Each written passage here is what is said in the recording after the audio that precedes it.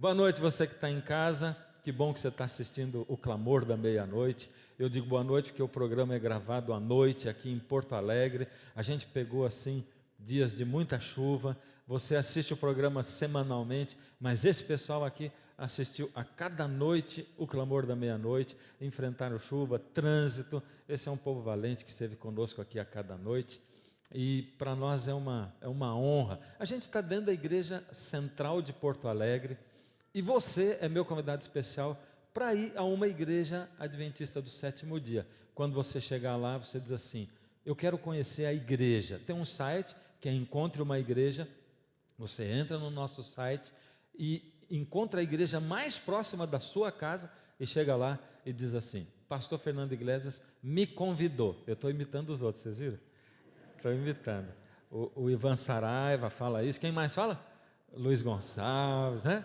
Então tá bom, mas é isso, é tudo para estimular você a buscar uma igreja e procurar uma igreja. Nós estamos hoje no 8º programa da série... Agora vocês acertaram. 8º programa da série Armagedon.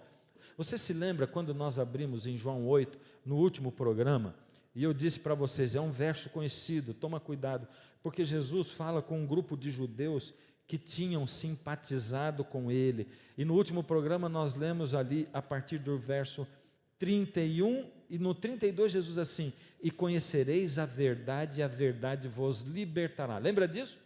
E eles disseram: mas como? Nós somos livres, somos filhos de Abraão. Lembra disso? Lembra disso? O último programa? Aí a conversa com eles continuou, mas a conversa não continuou boa. A conversa foi ficando tensa, porque eles ficavam insistindo com Jesus que eles são livres. E eu vou dizer um negócio para você, eu já falei aqui uma vez, mas eu vou repetir esse negócio. Tem muita gente que busca igreja para ser afagado, para ser acariciado. Tem muita gente que busca igreja, aquela igreja que te agrada, que diz o que você gosta. Nós gostamos de ser enganados. É incrível. Quem gosta de ser enganado aqui? Levanta a mão. A gente gosta. A gente gosta. Se você se arrumar. Olha, tem um negócio assim. Por exemplo, eu estou hoje com a minha namorada ali, né? Minha esposa. É que a gente namora há 37 anos já. Agora veja. Teve uma vez que aconteceu um casamento e ela se arrumou para ir no casamento. E aí, quando ela voltou da cabeleireira, eu demorei a reconhecer que era ela. Ela tinha se transformado numa outra mulher, sabe como é que é? E aí chega-se assim: e aí, gostou? Que resposta difícil essa. Porque na verdade eu não tinha gostado. E aí eu me esforcei para agradar, sabe como é que é, né? Eu acho que você já deve ter passado por isso. Mas ela percebeu como é que... Porque não tem jeito, percebe, né? A não ser que você seja um bom ator, assim, minta, talvez você diz: nossa, ficou maravilhosa, que linda e tal. E no fim você diz assim: que horrível. Mas ela sentiu que não tinha gostado. E depois daquele evento eu disse assim: vamos fazer um trato? Nunca mais se transforme numa outra, porque eu gosto é dessa. Pode ser que eu não goste da outra, né? Deu para entender, né? Então, quando você se arruma, você não quer saber a verdade. Você quer chegar e quer que a pessoa diga: gostei. Então assim, quando você se arrumar, nunca pergunte para uma criança assim: tô bonita? Porque a criança é sincera. Pode ser que ela diga assim: não. Aí, outro dia na minha igreja, eu fiquei assim uns 10 minutos contando uma história para a criança, e quando chegou no final da história, a história de Samuel, eu perguntei para o menino assim: você gostaria de ser como Samuel? Ele disse: não. Fazer o quê, né? Gastei 10 minutos do meu tempo, do tempo dele, não consegui convencer, devia ter chamado minha esposa para contar a história, fui fazer o papel dela, não deu certo, né? A gente gosta de ser enganado, e Jesus não gosta de enganar. Então Jesus diz a verdade. Jesus, a gente lembra de Jesus com essa aura do amor, e Ele é amor porque Ele deu a vida por nós, mas quem ama, educa. Você entende isso?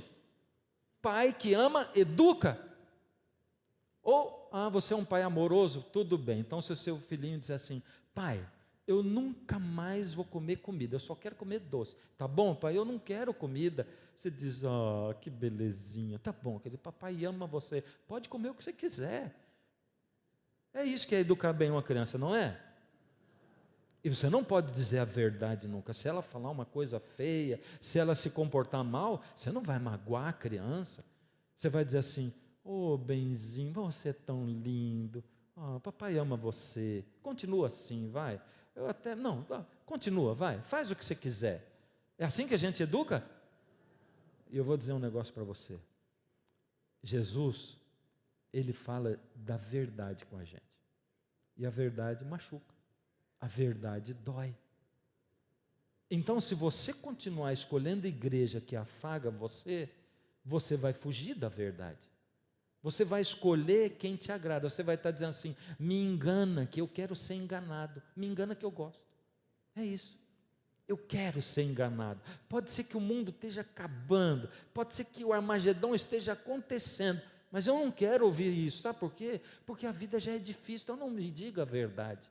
E Jesus começou a conversar com esses homens. O texto diz que eles tinham simpatizado com Jesus, mas eles não tinham Jesus no coração, nem na mente. Eles tinham Jesus no exterior. Eles queriam saber o que Jesus podia oferecer para eles de bom. Eles estavam interessados em bens materiais, porque eles sabiam que Jesus fazia milagre, eles sabiam que Jesus multiplicava pães, sabiam que Jesus ressuscitava mortos, e eles queriam tirar proveito de Jesus. E Jesus percebeu, mas Jesus queria salvar a alma deles, Jesus queria ir dentro do coração deles, Jesus queria ir na mente deles, por isso Jesus tinha que dizer para eles a verdade, e a conversa se desenvolve assim: vocês vão conhecer a verdade, e a verdade vai libertar vocês. E eles responderam para Jesus: somos descendência de Abraão, verso 33, e jamais fomos escravos de alguém, como dizes tu, sereis livres? Verso 37 vai ficando pior. Jesus diz: bem sei que sois descendências de Abraão, contudo, procurais matar-me, porque a minha palavra não está em vós. A minha palavra não está aí. Eu falo das coisas que vi junto de meu Pai. Vós, porém, fazeis o que vistes em vosso pai. Opa, Jesus começou a dizer a verdade. Eu vim do céu e o que eu falo é o que eu vi do meu Pai. Só isso já deixou eles bravos, porque Jesus disse que veio de lá do céu. E sabe o que eles diziam? Esse é o filho do carpinteiro. Entende? Porque as pessoas não conseguiam, e muitos não conseguem entender a transcendência de Jesus. Não conseguem entender que Jesus não é esse personagem histórico que nasceu 2000 anos atrás, que Ele é Deus, que Ele é o Criador e que Ele só veio cumprir o que Ele tinha prometido. Verso 39, então lhes responderam, de novo, nosso pai é Abraão. Disse-lhes Jesus: se sois filhos de Abraão, praticai as obras de Abraão, sejam como Abraão. Verso 42, replicou-lhes Jesus: se Deus fosse de fato vosso Pai, certamente me havíeis de amar, porque eu vim de Deus e aqui estou. Pois não vim de mim mesmo, foi Ele que me enviou. Verso 44, Jesus diz: vós sois do diabo, que é vosso pai. É Jesus falando. Você está entendendo? É Jesus falando. Porque eles tinham que ouvir aquilo. Vós sois do diabo, que é vosso pai. E quereis satisfazer-lhes os desejos. Ele foi homicida desde o princípio, está lendo lá? Desde o princípio, e jamais se firmou na verdade, porque nele não há verdade. Quando profere mentiras, fala do que lhe é próprio, porque é mentiroso e pai da mentira. Você viu que está grifado ali em amarelinho? Está dizendo que ele foi homicida desde o princípio. Jesus está julgando e condenando Satanás. Aqui ele está dizendo, ele foi homicida. Quem é homicida fez o quê? Matou. Opa, não matarás, é qual mandamento mesmo? Sexto mandamento. Mas está dizendo que ele foi homicida desde o princípio. Se ele foi homicida desde o princípio, é porque lá no princípio tinha uma lei para julgá-lo. E que lei é essa? E diz que ele também é mentiroso e o pai da mentira. E o não dirás falso testemunho, é qual mandamento mesmo? é o nono. Então Jesus está dizendo que lá no princípio ele foi julgado de acordo com essa lei que já existia lá. Porque ele não poderia ser julgado se não existisse uma lei para julgá-lo, mas ele é classificado como quebrando o sexto e o nono mandamentos desde o princípio. A pergunta é: desde quando existe esta lei? Que adjetivo é dado? Vocês não responderam. Desde quando existe essa lei? Desde o princípio, desde sempre. Agora vamos ver o adjetivo que é dado aos 10 mandamentos. Olha o que diz em Salmo 19:10. A lei do Senhor é perfeita e revigora a alma. Os testemunhos do Senhor são dignos de confiança e tornam sábios os inexperientes. Lê Salmo 119 qualquer dia, você vai ver quantas vezes ele faz menção à lei de Deus. Agora, se a lei de Deus é perfeita, ela deveria ser mudada no que será? Aí você diz assim, mas isso é no Velho Testamento. Está dizendo assim, a lei de Deus é perfeita, mas é salmo. Isso é no Velho Testamento. No Novo Testamento, Jesus mudou todas as coisas. E é por isso que Tiago 1:25 diz assim: mas aquele que considera atentamente na lei perfeita, e essa é uma outra, um outro adjetivo dado à lei, lá diz que a lei de Deus é perfeita. E no Novo Testamento diz que é perfeita. Na lei perfeita, lei da liberdade. Uau! Isso aqui encaixa exatamente com o assunto da graça de ontem, do filho pródigo. A lei da liberdade que o pai tem em casa, e nela persevera, presta atenção agora, não sendo ouvinte negligente, ou seja, aquele que não ouve só e não faz nada a respeito, sabe? Mas operoso praticante, aquele que cumpre, faz o que diz nela, esse será bem-aventurado no que realiza. E nós estamos no Novo Testamento. Isso é Tiago, capítulo 1, verso 29. Agora, vamos dormir com esse barulho aí. Quando aparece esse negócio de, mas então, olha só. Tiago, o mesmo Tiago, no capítulo 2, diz assim, falando de Jesus, aboliu na sua carne a lei dos mandamentos em forma de ordenanças, para que dos dois criasse em si mesmo um novo homem, fazendo a paz. Ai, ai, ai, ai, ai. Jesus aboliu os mandamentos, está dizendo aí? Não. Jesus aboliu na sua carne a lei dos mandamentos em forma de ordenança. Aboliu essa lei ou não aboliu? Sim ou não? Aqui está dizendo que ele aboliu essa lei, sim ou não? Por que vocês não respondem sim se está escrito? Aqui está dizendo que ele aboliu na sua carne a lei dos mandamentos em forma de ordenanças. Ele sim aboliu a lei dos mandamentos em forma de ordenanças. Sim, ele aboliu. Mas e tudo que eu falei até agora? Joga no lixo? Como é que a gente consegue entender? Como é que a gente consegue dormir com esse barulho? E você vai prestar atenção que na Bíblia tem 2 tipos de lei. Tem mais, mas pelo menos 2. E eu estou citando essa daqui porque é aquela da qual Tiago está falando. 2 leis. Uma lei que está aqui do lado esquerdo, dos 10 mandamentos, e do outro lado, uma outra lei, que é chamada na Bíblia de lei cerimonial ou lei de ordenanças. Deus deu alguns mandamentos em relação a ordenanças, numa cerimônia que deveria acontecer lá no santuário. Como são chamados, vamos começar a colocar a diferença entre as 2 leis. Como são chamados na Bíblia os 10 mandamentos? Se vós, contudo, observais a lei régia, segundo a Escritura, amarás o teu próximo como a ti mesmo, fazeis bem. Se todavia fazeis acepção de pessoas, cometeis pecado, sendo arguidos pela lei como transgressores. E tem gente que diz assim, Jesus assim, eu dou um novo mandamento. Ama a Deus sobre todas as coisas e ao próximo como a ti mesmo. Interessante. Porque se você olhar nos 4 primeiros mandamentos, ele fala na nossa relação com Deus. E os últimos 6, na nossa relação como o próximo. Então Jesus não deu um novo, ele acentuou o que tinha antes.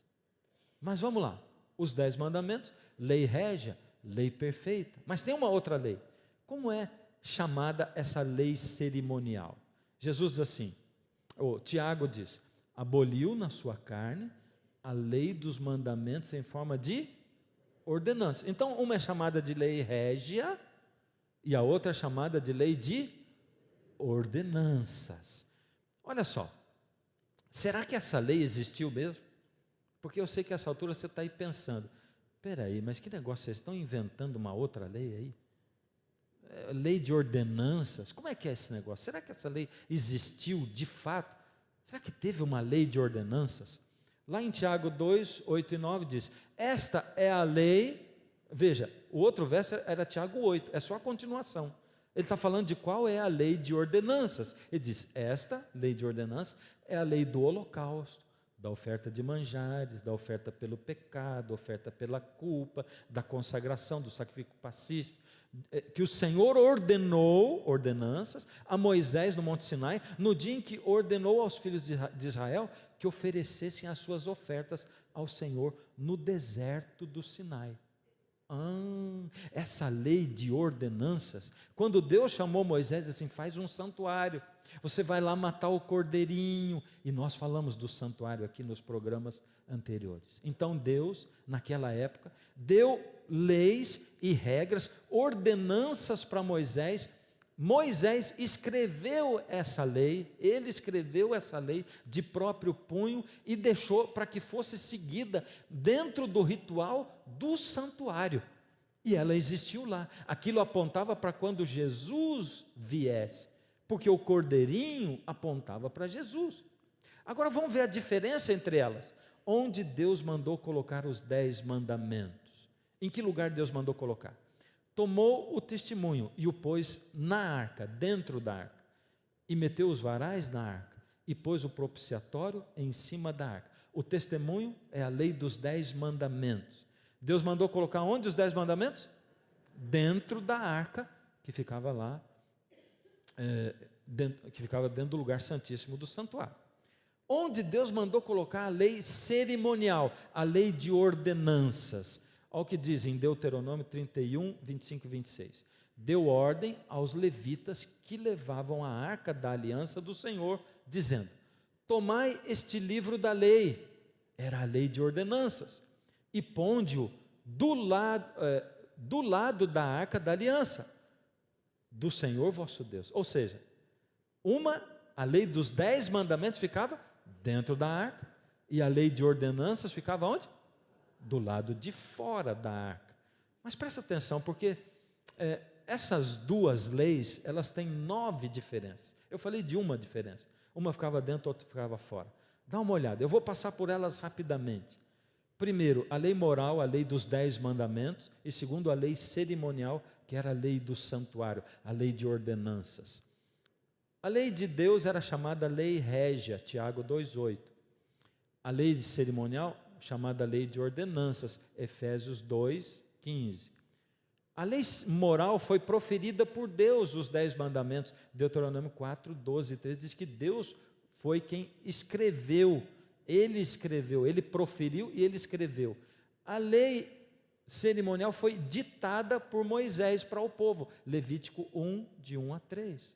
A lei de Deus foi escrita pelo dedo de Deus. Moisés veio, quebrou a tábua e Deus disse assim, agora escreve. Você quebrou a que eu escrevi? Não. Deus foi e escreveu de novo. Deus escreveu. A lei cerimonial foi escrita por Moisés, ele que escreveu de punho.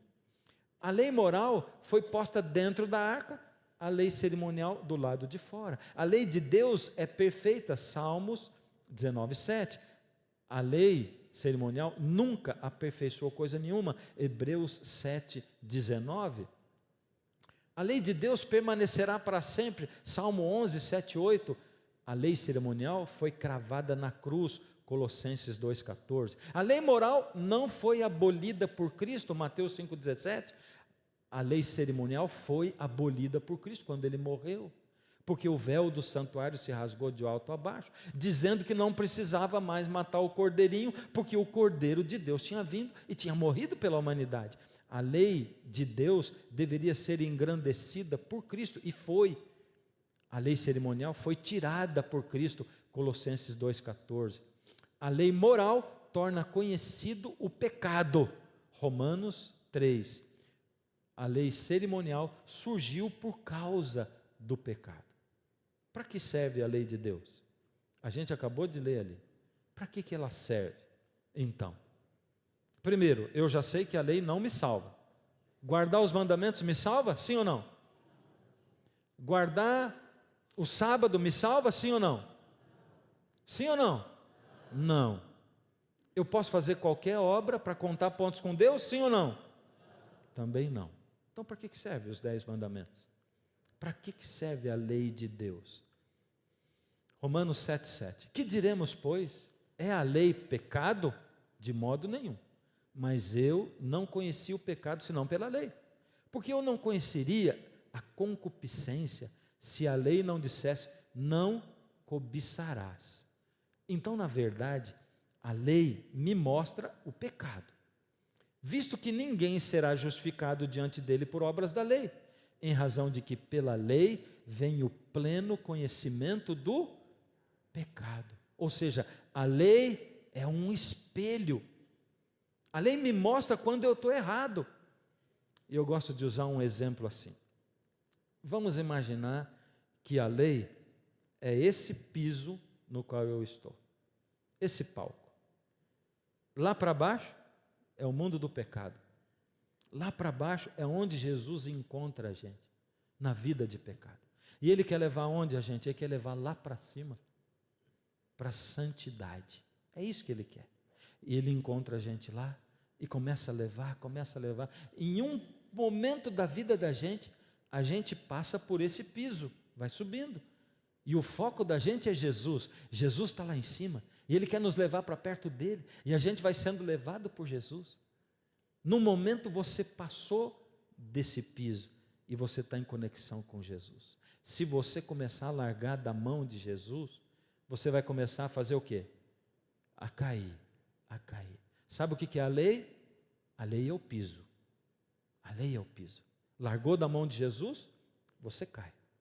E vai caindo, e vai deslizando. Chegou num momento, você passa do piso, e quando você passou do piso, a lei toca um alarme. Pá, pecou, foi longe demais, largou da mão de Deus, quebrou os mandamentos. Enquanto eu estava no pecado, eu estava lá embaixo. Quando eu estava com Jesus, eu estava lá em cima.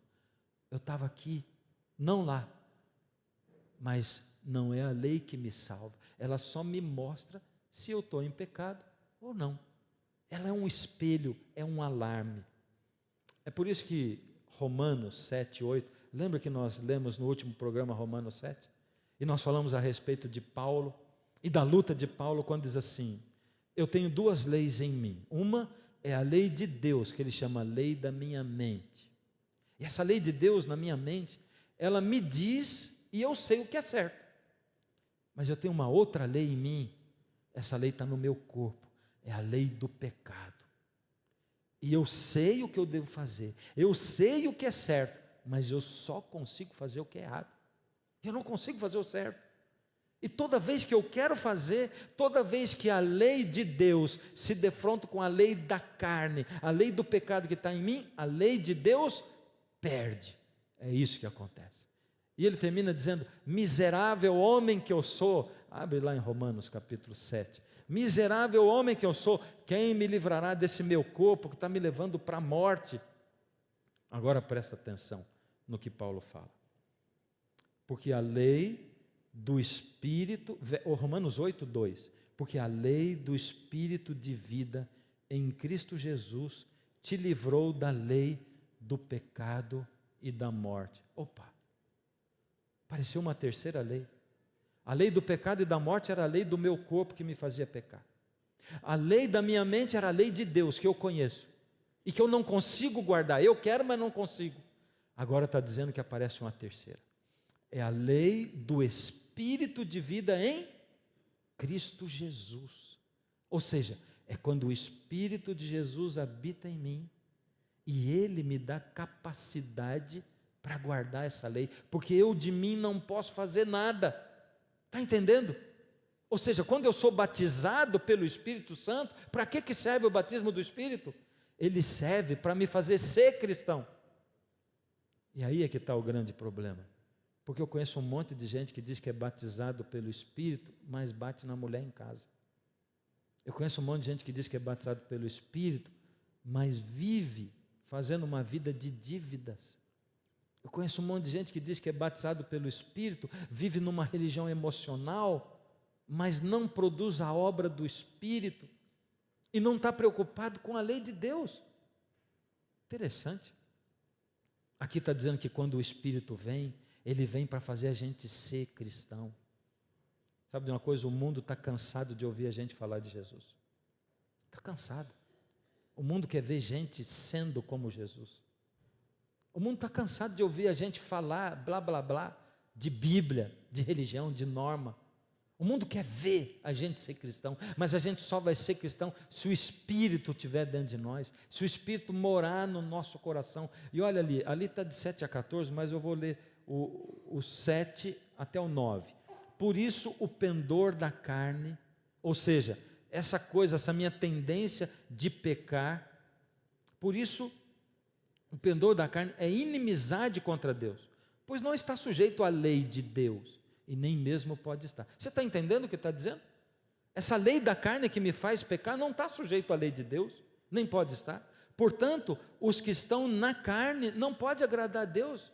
Aqueles que não têm o Espírito não podem agradar a Deus. O verso 9 diz: vós, porém, não estáis na carne, mas no Espírito, se de fato o Espírito de Deus habita em vós. E se alguém não tem o Espírito de Cristo, esse tal não é dele. Olha o que Paulo está dizendo.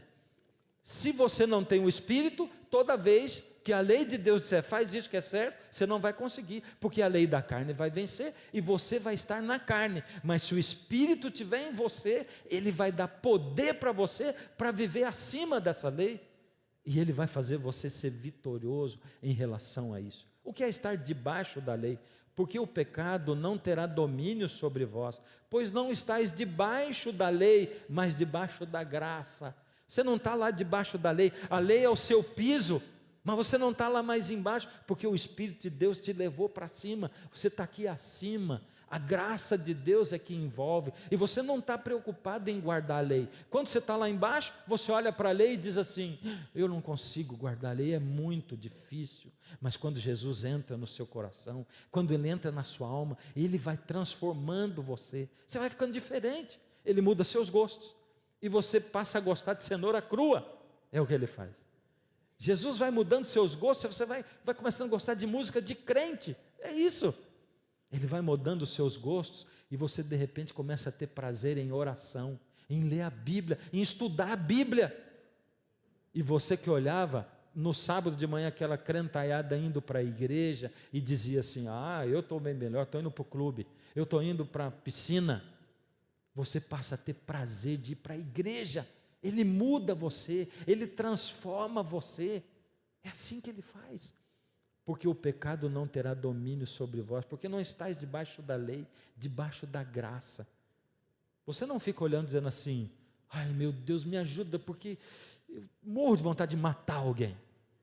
Não, pelo contrário, entra o amor no seu coração, você ama, você quer ajudar as pessoas, a sua reação é positiva. Uma coisa é a gente agir de acordo com o que Deus quer, a outra coisa é a gente reagir. A gente agir é planejado, e agir não é ser cristão. Agir, a gente age assim na igreja, sabe como é que é? Quando vai entrar uma pessoa, você dá o lugar para ela, não, entra primeiro e tal, isso é agir. Reagir é quando um carro te fecha, isso é bravo, sabe? Assim você olha e diz assim, puxa Senhor, eu não queria agir como cristão, eu queria reagir como cristão. Isso tinha que estar dentro de mim, mas é o Espírito que vai colocando, Ele que vai habitando, Ele que vai mudando essas coisas, colocando o amor dentro do coração da gente, mudando a gente. Mas se sois guiado pelo Espírito, não estáis debaixo da lei. A lei não acusa você. Pelo contrário, você está acima dela. O Espírito, ele faz você guardar a lei dos 10 mandamentos. Está vendo esse quadro aqui? De um lado você tem Jesus, do outro lado você tem os 10 mandamentos, e em cima você tem o quê? Alianças. E em cima está escrito um nome diferente. Ketubá. O que é Ketubá? Ketubá era o documento que os noivos, ou é ainda, o documento que os noivos judeus assinam para assumir casamento diante da sociedade. Ele é assinado debaixo de uma tenda, assim. É uma cerimônia bonita, interessante. E o Ketubá é o compromisso de casamento, de união de duas pessoas. Compromisso bonito. Dá uma olhada. Quando Deus chamou Moisés para tirar o povo do Egito, ele diz assim: tenho escutado o seu clamor. Deus disse: Moisés, eu tenho escutado, o clamor do povo tem subido até mim. Sabe o que é clamor? É angústia, é dor. Aquele povo não aguentava mais ser escravo. Aquele povo não aguentava mais trabalhar e não ganhar.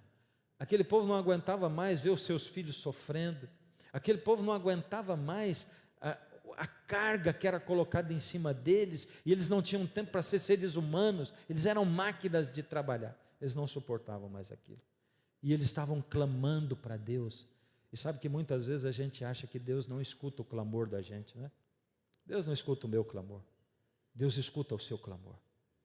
Quando Deus chamou Moisés, ele dizia: eu tenho ouvido o clamor do meu povo. Aliás, a Bíblia, ela diz que ali tem 2.100 versos dizendo que Deus ouve o pobre, o necessitado, Deus ouve o aflito. Deus está querendo dizer para você: eu cuido disso.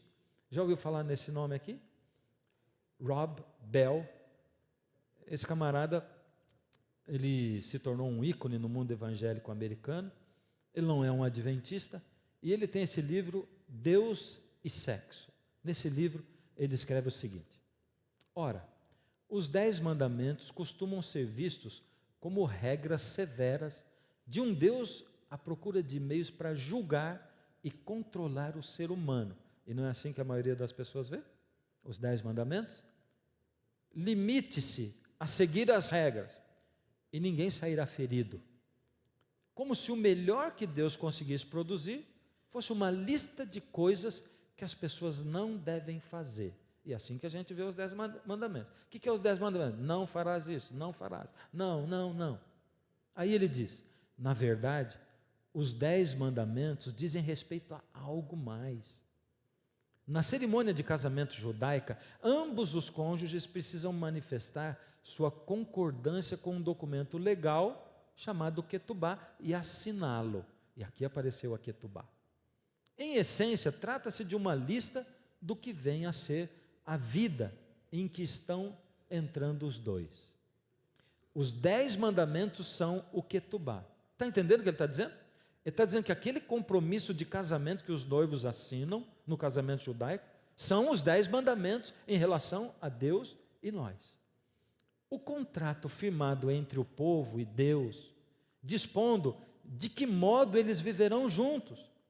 Por isso, o primeiro fala de ter outros deuses. Como é que é o primeiro mandamento mesmo? Não terás outros deuses diante de mim. Uau, não parece mesmo um contrato de casamento?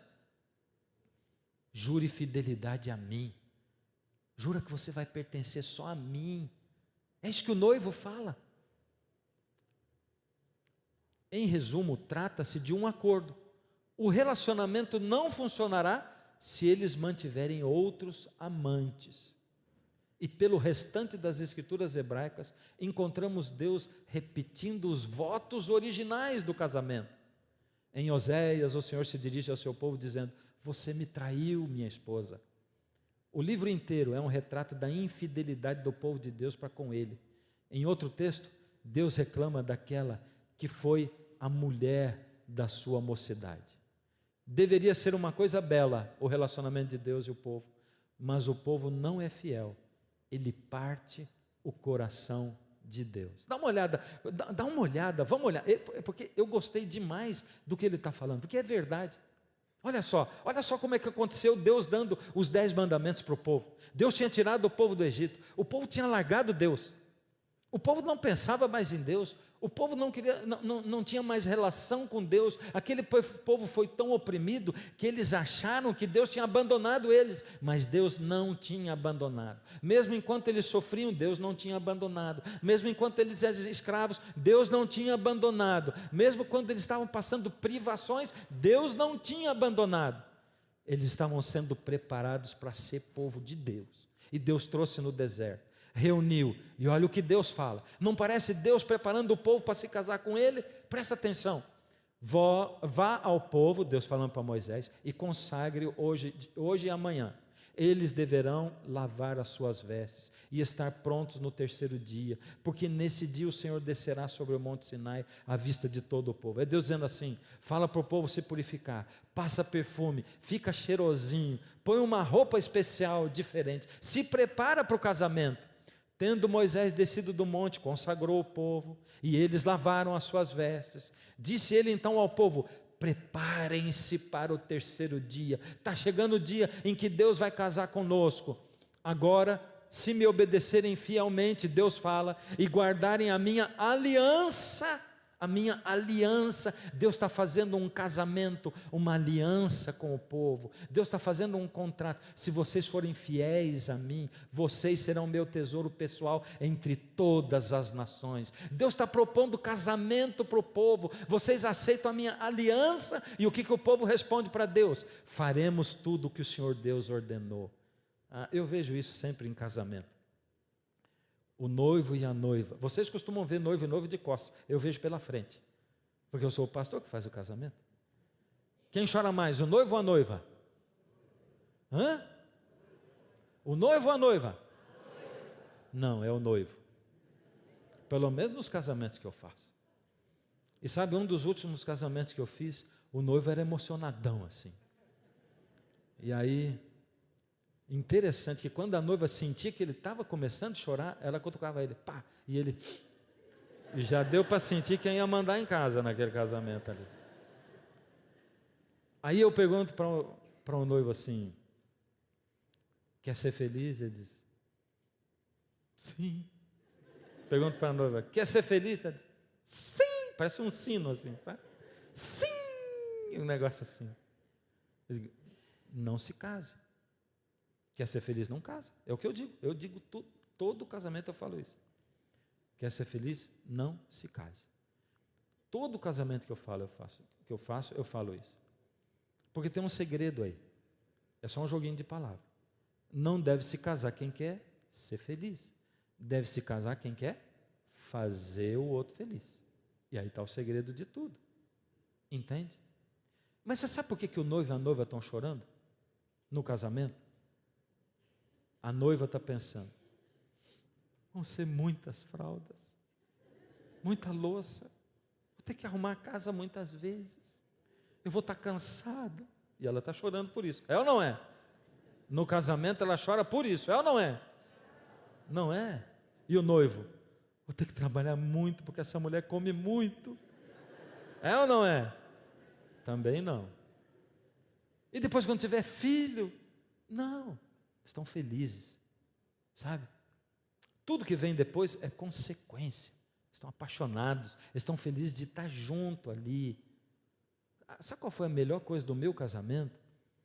É que antes de casar, quando chegava de noite, eu tinha que levar minha namorada para a casa do pai dela. Depois que eu casei, eu levo para a minha. Coisa fantástica, a gente passa o tempo todo junto. Que bom!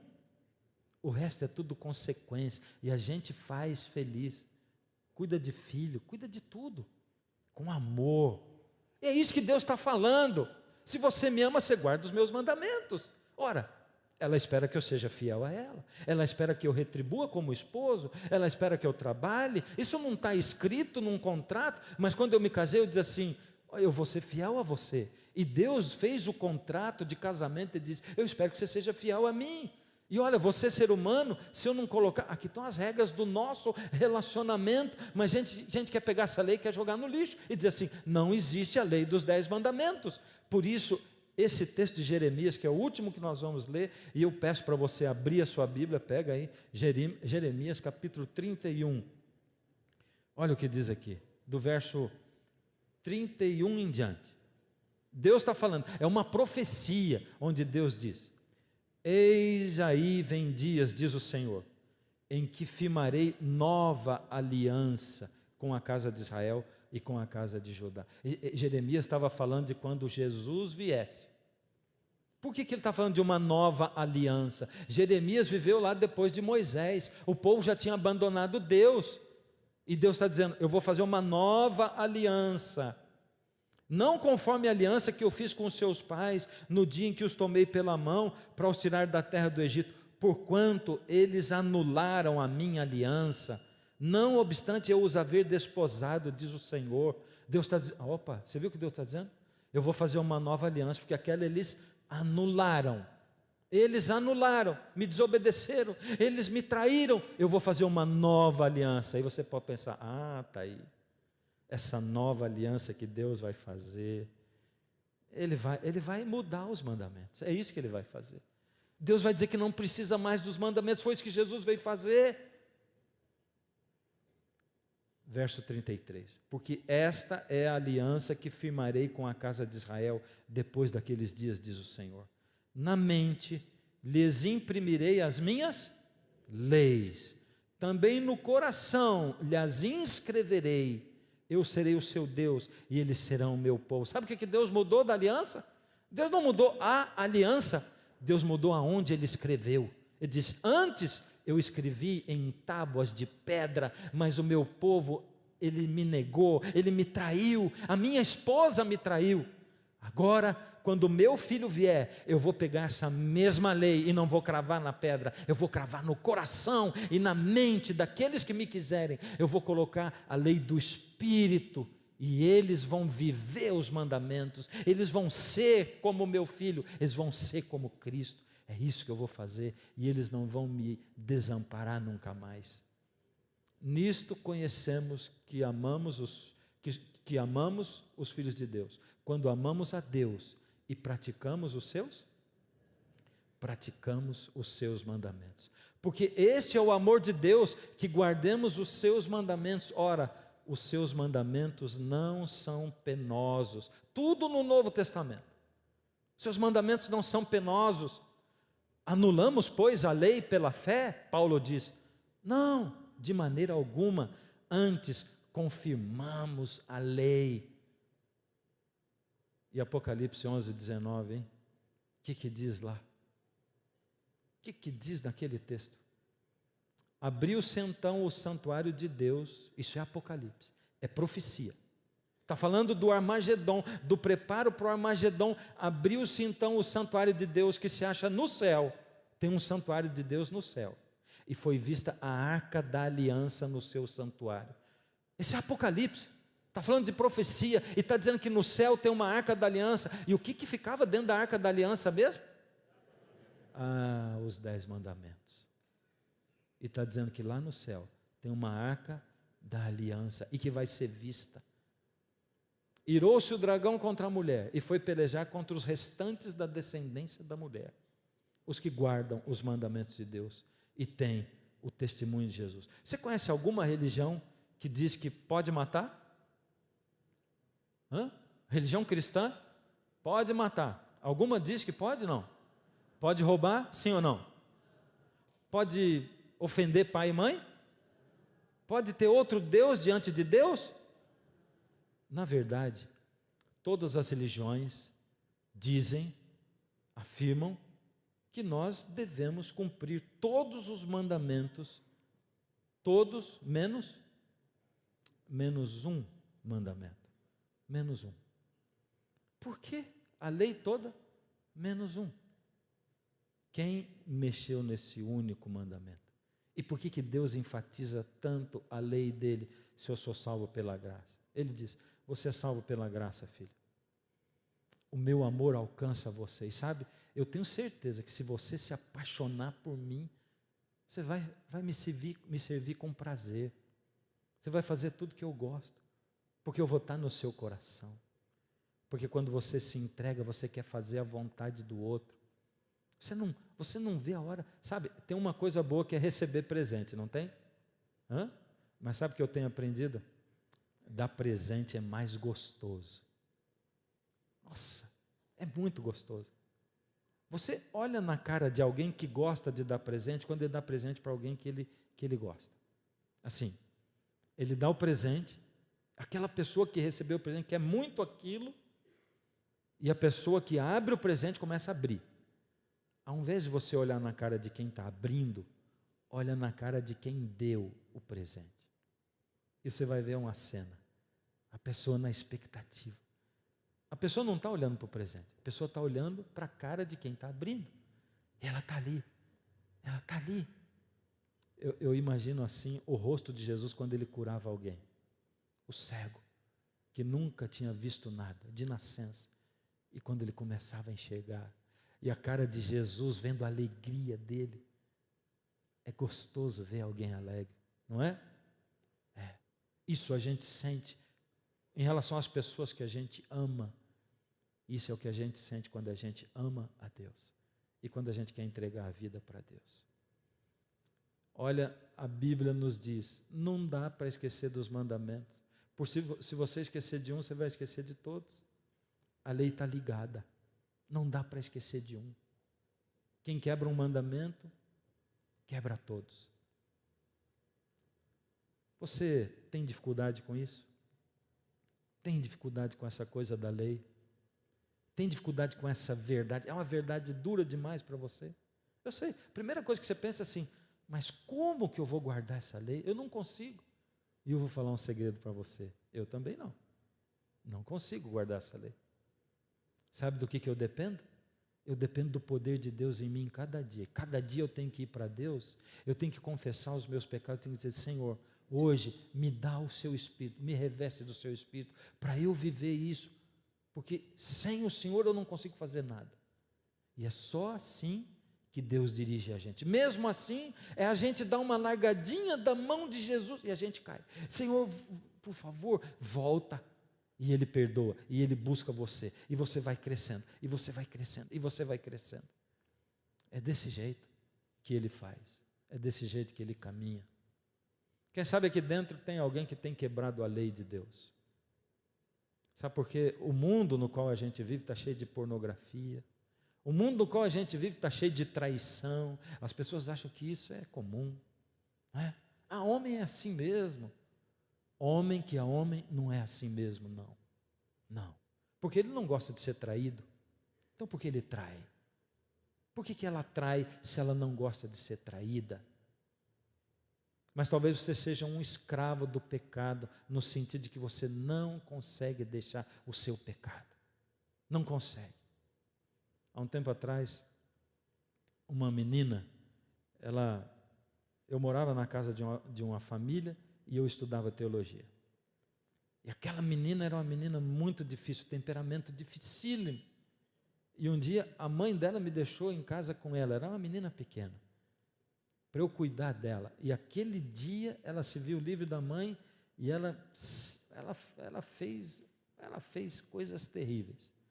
Me deixou muito, muito irritado. Eu, como era maior que ela e mais forte, segurei, coloquei ela de castigo. E não sei como ela me obedeceu, disse, não sai daí, você não vai sair daí. E ela não saiu, mas me xingou um monte. Ficou lá uns 5 minutos talvez, e depois eu voltei para conversar com ela. Nessa época eu tinha uns 21 anos, estudava no seminário. Eu cheguei para falar no coração dela, eu disse assim, por que você faz assim? Eu vejo você tratando a sua mãe, vejo você tratando o seu pai, você é inteligente, você é isso, é aquilo. Peguei todas as boas qualidades dela. Uma menina de talvez 5 ou 6 anos naquela época. E ela olhou para mim com os olhinhos cheios de lágrimas e disse assim, eu sei tudo isso, mas eu não consigo. Tem uma maldade dentro de mim, eu não consigo. Talvez você seja escravo do pecado. Sente que tem alguma coisa dentro de você. Jesus é aquele que promete libertar você. É aquele que promete que você vai fazer o que é impossível para você. Jesus é aquele que promete o perdão. Ele diz assim, você está pecando? está quebrando a minha lei, eu prometo para você uma coisa, eu prometo o perdão. Não fica olhando para os mandamentos, não fica olhando para o assoalho como se ele fosse seu teto, eu quero guardar a lei. Não, olha para Jesus e diz: Senhor, então toma minha mão, segura minha mão, me ajuda a seguir o Senhor, Pai, me dá força para eu poder andar no seu caminho, e coloca paz no meu coração, e Ele vai fazer isso com você. Eu quero cantar uma última música, e eu quero chamar hoje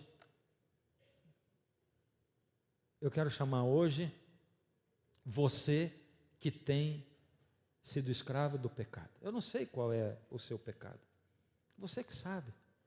Você pode ser gula, pode ser que você não se controle com a compra, pode ser que você tenha noção da palavra de Deus e queira guardar a lei, mas você não consegue guardar a lei, então você prefere deixar esse assunto de lado.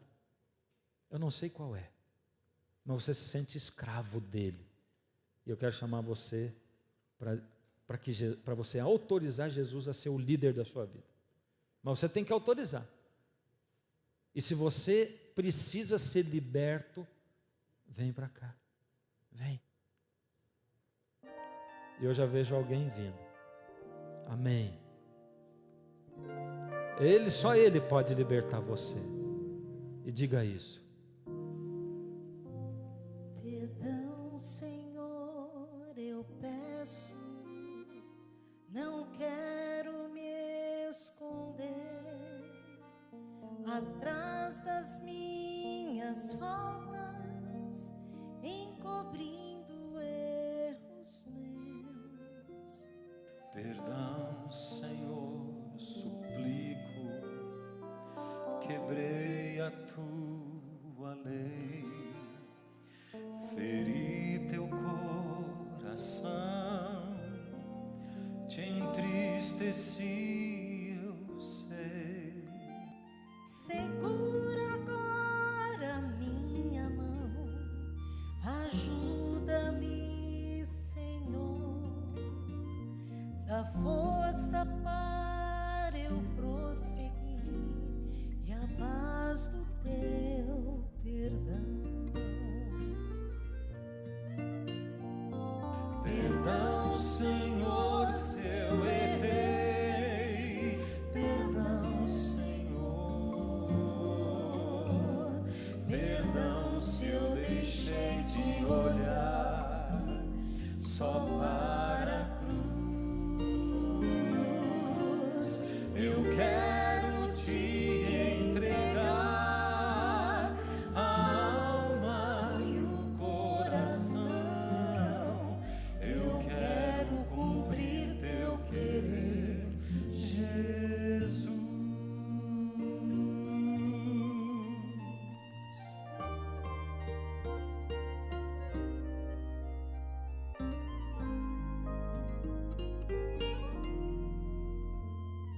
Perdão, meu Pai, por tudo de errado que eu fiz, por ter me afastado dos ensinos teus para mim. Perdão, Senhor, por atos e até por intenções, por ter me aquecido no fogo das paixões. Eu sei que a tua graça jamais me deixará. O teu amor Infinito me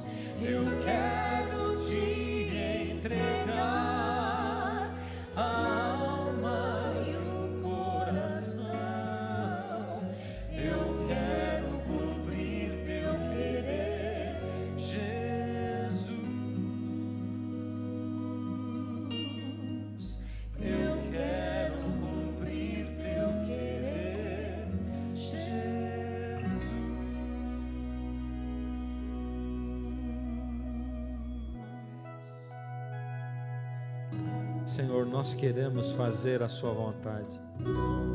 Nós queremos cumprir o seu querer na nossa vida, Senhor. Mas não é fácil, o Senhor sabe.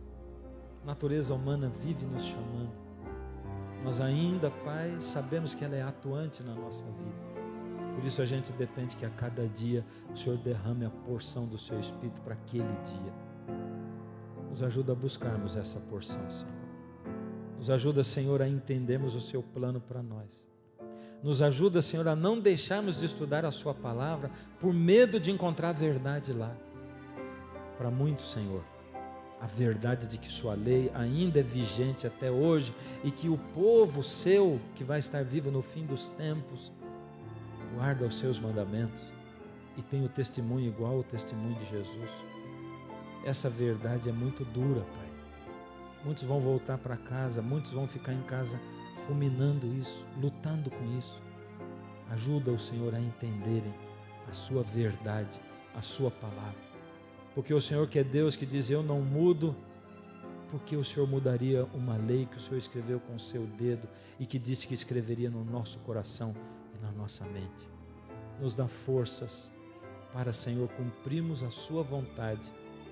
Perdoa os nossos pecados.